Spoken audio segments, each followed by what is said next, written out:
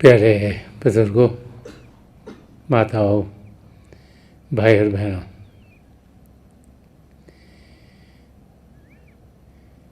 जब से हम बड़े हुए हैं हमें यही समझाया जाता है कि हमें सच्चाई से ज़िंदगी जीनी चाहिए। छोटे बच्चों को समझाया जाता है कि वो झूठ ना बोलें,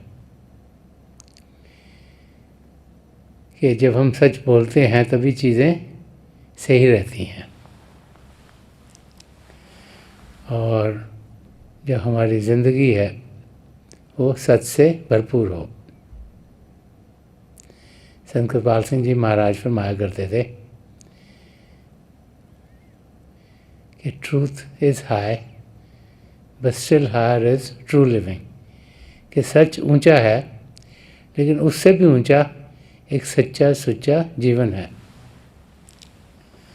कि हम ऐसी ज़िंदगी जिएं जो कि सच्चाई से भरपूर हो, ऐसी ज़िंदगी जिएं जो पवित्रता से भरपूर हो, एक ऐसी ज़िंदगी जिएं जिसमें हम नम्रता से भरपूर हों, एक ऐसी ज़िंदगी जिएं जिसमें किसी की हिंसा ना हो, एक ऐसी ज़िंदगी जिएं जो करुणा से भरपूर हो, एक ऐसी ज़िंदगी जिएं जिसमें कि हम निष्काम सेवा भाव से औरों के मददगार हों। ये जो सद्गुण है ये आध्यात्मिक रास्ते पर बढ़ने के लिए एक पहला कदम है।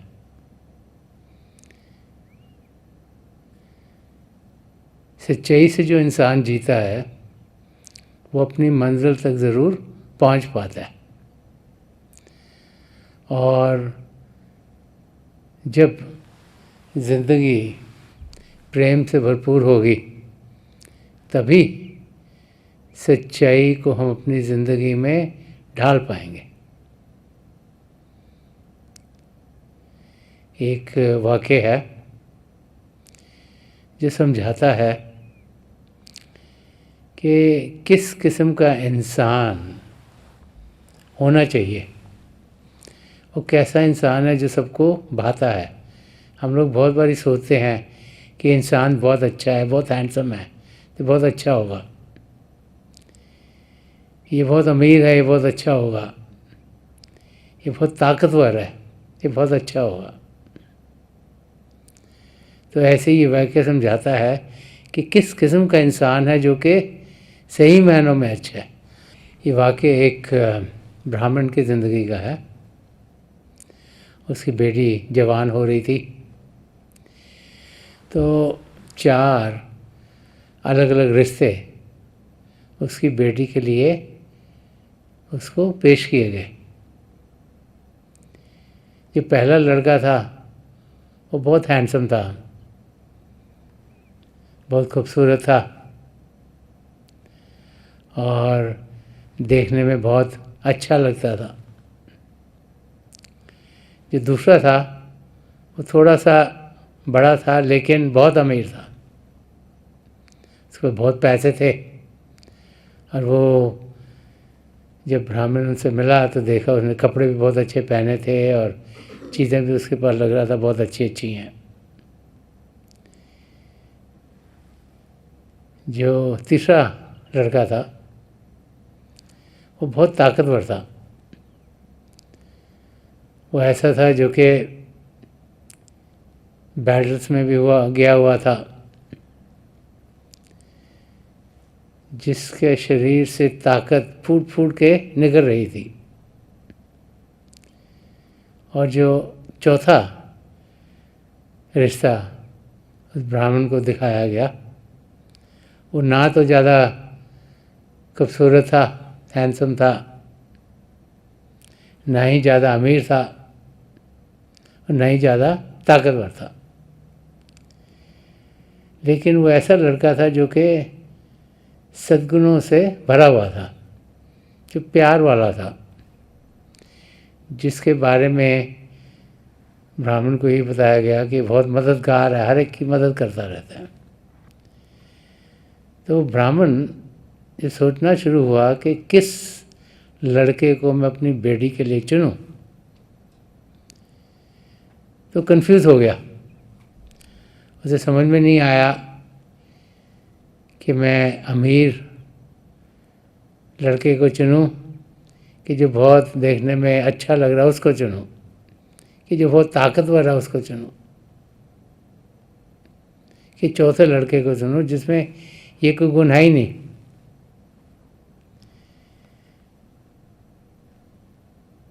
जब उसको कुछ समझ में नहीं आया तो जिस गांव में वो रहता था वहाँ पर एक बुज़ुर्ग इंसान थे।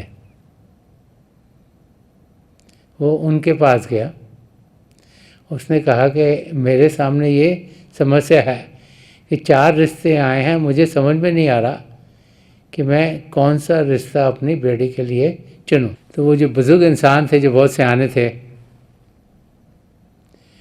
उन्होंने कहा अच्छा कौन कौन से रिश्ते हैं मुझे बताओ। तो ब्राह्मण ने कहा ये जो पहला रिश्ता आया है, ये लड़का बहुत ही हैंडसम है, खूबसूरत है। तो उस बुज़ुर्ग ने सोचा और कहा कि हाँ ये तो अच्छा है कि बहुत खूबसूरत है, पर ज़रूरी नहीं कि बाहर की सुंदरता के साथ साथ वो अंदर से भी सुंदर हो सकता है इसको अपनी खूबसूरती पे बहुत मान हो सकता है ये समझे कि मैं तो सबसे खूबसूरत हूँ और दूसरों को प्यार से ना देखे।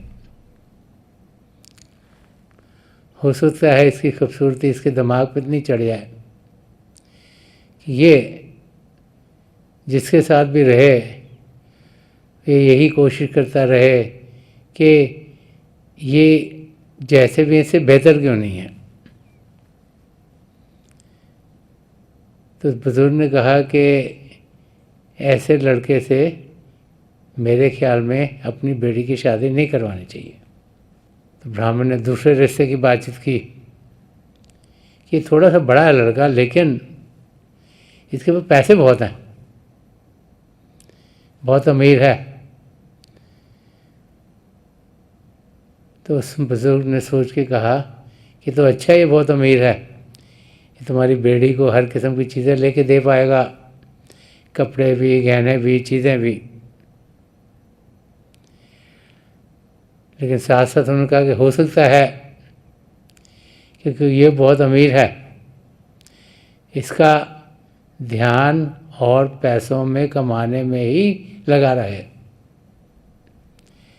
ये अपने काम में इतना व्यस्त हो, पैसे कमाने में इतना व्यस्त हो कि ये तुम्हारी बेटी को ज़्यादा समय ना दे पाए। और ये भी हो सकता है कि पैसे का घमंड इसके अंदर आना शुरू हो जाए और ये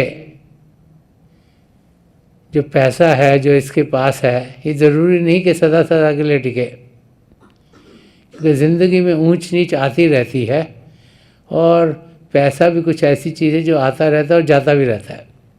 तो आज अगर इसके पास पैसा है तो ज़रूरी नहीं कि सारी ज़िंदगी भर इसके पास पैसा रहे। तो बुजुर्ग ने कहा कि खाली क्योंकि इसके पास पैसा है इस करके मेरे ख्याल से अपनी बेटी की तुम्हें शादी इसके साथ नहीं करनी चाहिए। ब्राह्मण ने फिर तीसरे लड़के की बातचीत की कि बहुत ताकतवर है। जब राजा को ज़रूरत पड़ी तो लड़ाई के लिए गया और वहाँ से जीत के आया है, और एक बार नहीं कई बार ही गया, जहाँ भी जाता वहाँ से जीत के आता है।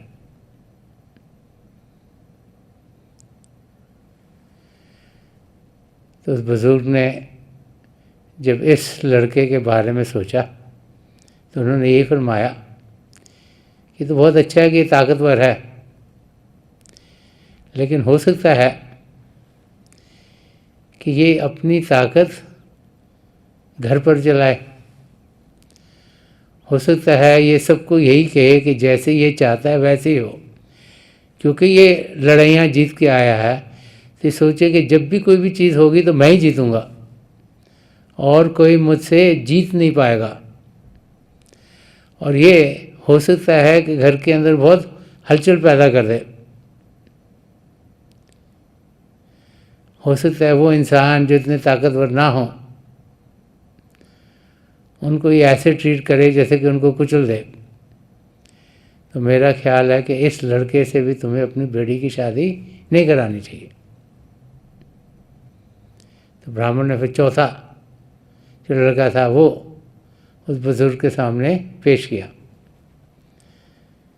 और कहा कि ना तो ये उतना खूबसूरत है, हैंडसम है, ना ही इसके पास पैसे हैं, ना ही ये ताकतवर है, देखने में भी ये आम सा लगता है,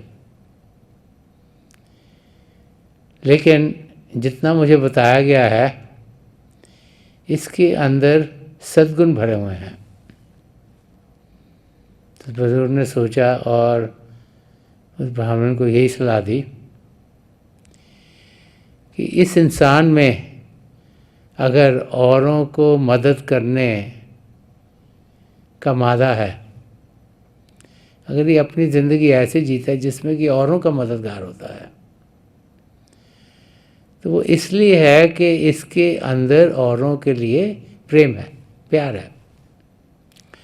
और वो इंसान जिसके अंदर औरों के लिए प्रेम हो, उससे बेहतर और कोई इंसान हो नहीं सकता। क्योंकि ऐसा इंसान घर में भी सबका ख्याल करेगा और जैसे जैसे फैमिली बड़ी होगी और रिश्ते नातों को भी सही तरीके से रखेगा। ऐसा इंसान नम्रता से जिएगा, ऐसा इंसान करुणा से जिएगा, जब भी कोई तकलीफ होगी मदद के लिए पहुंच जाएगा। ऐसा इंसान सच्चाई से जिएगा,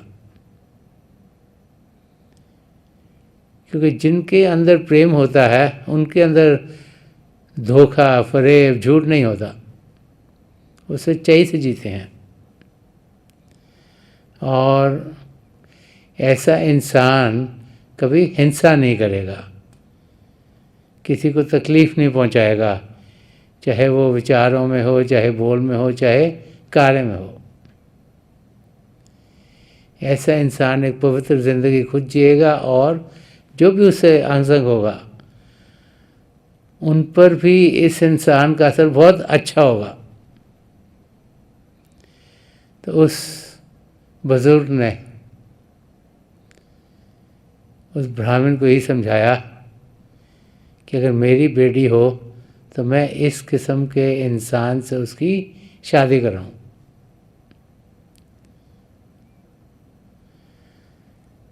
अब जब हम इस वाक़े को हम समझने की कोशिश करते हैं तो वो बुजुर्ग इंसान हमें यही समझा रहे हैं कि सबसे ज़रूरी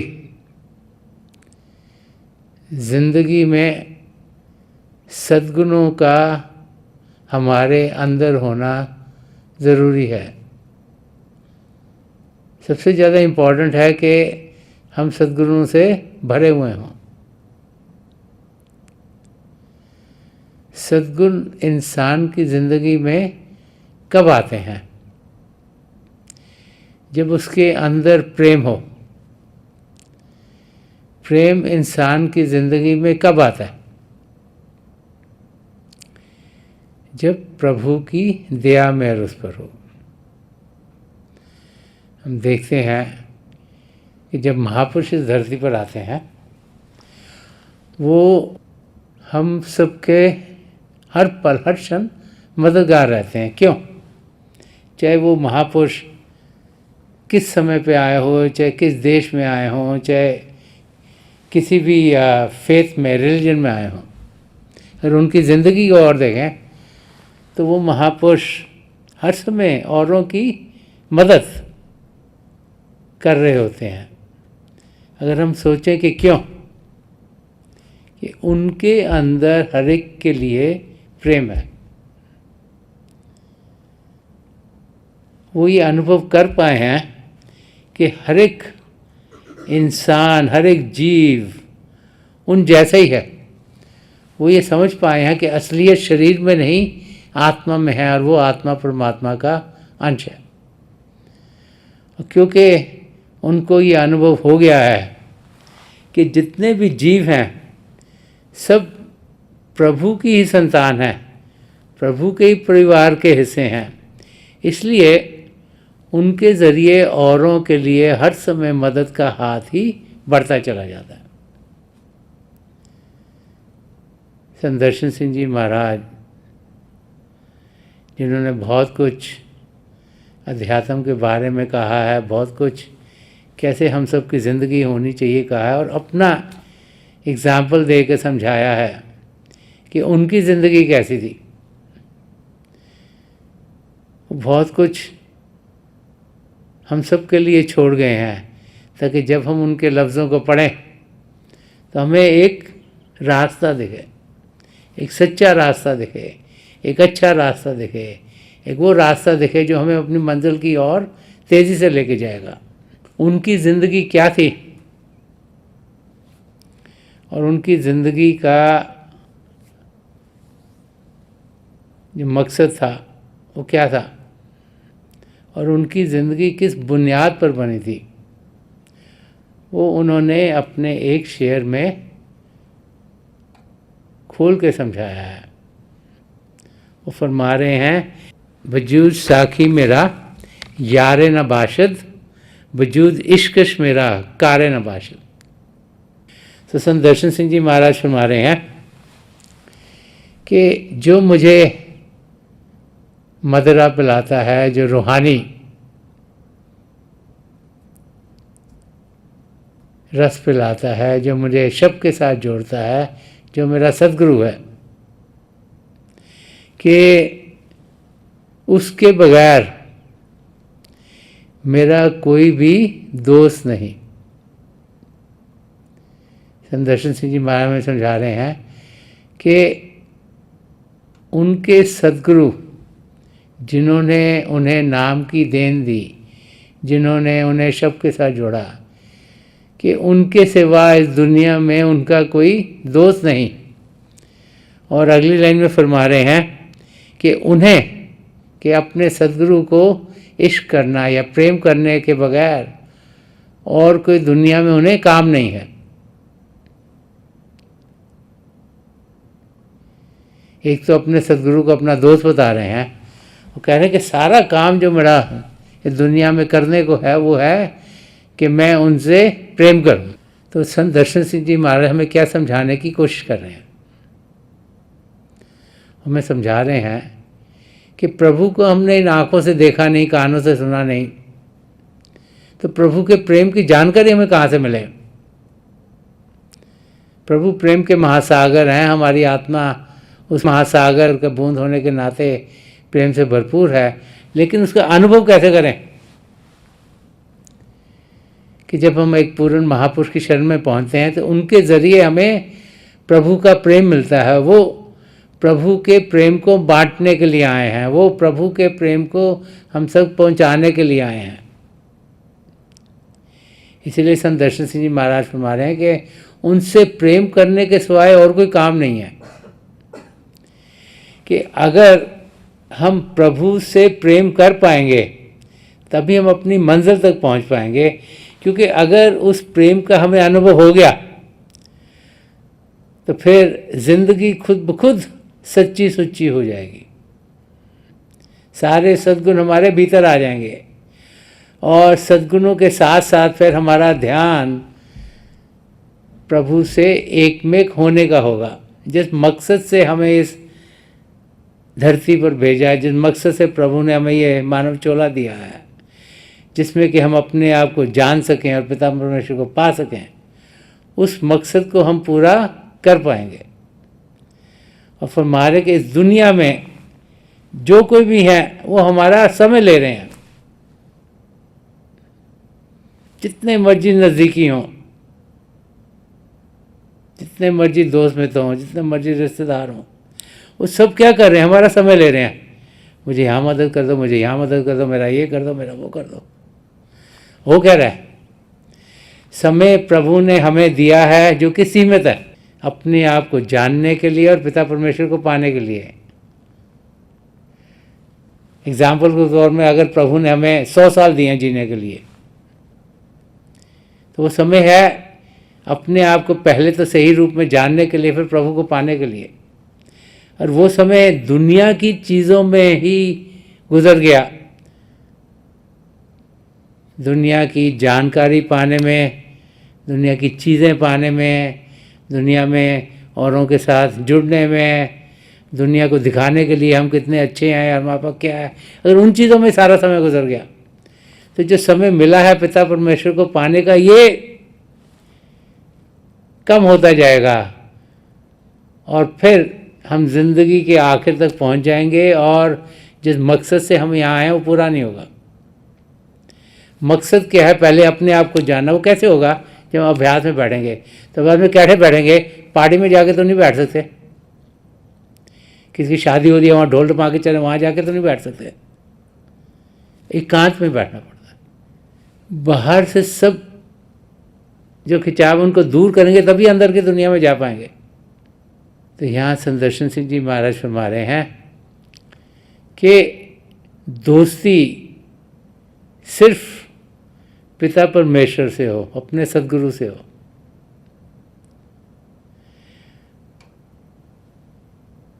अगर प्रभु से दोस्ती होगी तभी प्रभु की जानकारी मिलेगी। दुनिया के लोगों से दोस्ती करेंगे उनकी जानकारी मिलेगी, समय उसमें लग जाएगा। लेकिन जो प्रभु से दोस्ती करेगा वो प्रभु की जानकारी पाएगा और उसे समझ में आएगा कि प्रभु के अंग संग में कैसे हूँ। और जो प्रभु से प्रेम करेगा उसको ये अनुभव हो जाएगा कि प्रभु का अंश जैसे हमारे को जान दे रहा है ऐसे औरों को भी जान दे रहा है। तो वो फिर ज़िंदगी बड़े प्रेम से गुजारेगा, उसके अंदर कोई हलचल नहीं होगी, उसमें कोई द्वैत नहीं है। वो हर एक में प्रभु के रूप को देखेगा और फिर उसकी ज़िंदगी बड़े आराम से, हारमोनियसली एकता का रास्ता अपनाते हुए चलनी शुरू हो जाएगी। जब हर एक में प्रभु के रूप को देखेंगे तो हम तेज़ी से अपनी मंजिल की ओर बढ़ना शुरू हो जाएंगे। प्रभु एक हैं, उनसे हमने जुड़ना है, उनसे हमने मिलना है और उनको पाने के लिए अंदर की दुनिया में जाना है, अभ्यास करना है, अपना ध्यान बाहर से हटाकर अंदर की ओर करना है। उसे मेडिटेशन कहें, भजन सिमरन कहें। इसीलिए संदर्शन सिंह जी महाराज हमें यहाँ समझा रहे हैं कि वजूद साकी मेरा यारे न बाशद, वजूद इश्कश मेरा कारे न बाशद, कि अपने सदगुरु के बगैर और कोई मेरा यहाँ मित्र नहीं और उन्हें प्रेम करने के बगैर मुझे कोई काम नहीं। अगर इसको हम अपनी ज़िंदगी में ढाल लें तो हम देखेंगे कि जिस मकसद से पिता परमेश्वर ने हमें यहाँ भेजा है वो हमारा मकसद जल्दी ही पूरा हो जाएगा। प्रभु को जानने के लिए, पहचानने के लिए हमें अंदर की दुनिया में बढ़ना है। तो थोड़ी देर के लिए हम सब अभ्यास के लिए बैठ जाएं। आप जहाँ भी बैठे आराम से बैठेगा, अपनी आंखें बंद कर लीजिएगा। ये जो आंखों के डिले आई बॉल्स हैं ये सीधे सामने होनी चाहिए, जैसे 8-10 इंच सामने आपके फोकस हो। आंखें बंद करते ही वो भाई बहन जिन्हें नाम की देन मिली है आप सिमरन कीजिएगा। और जो भाई बहन यहाँ नए हैं आप पिता परमेश्वर के किसी भी जाति नाम का जाप कीजिएगा। जाप मन ही मन करना, ऊंचा नहीं दोहराना। मेरी प्रभु के चरण कमलों में और जो पिछली संचि के महापुरुष हुए हैं हजूर बाबा सावन सिंह जी महाराज, परम संत कृपाल सिंह जी महाराज और दयालपुर संदर्शन सिंह जी महाराज, उनके चरण कमलों में यही प्रार्थना है कि जो जो हम सबके लिए बेहतर और महापुरुषों में दें, हमें सबके साथ जोड़ें और हमारे भीतर प्रभु की ज्योत के हमें दर्शन करवाएं। थोड़ी देर में मैं आपको इस बैठक से उठाऊंगा और मेरी शुभकामनाएं आप सबके साथ हैं।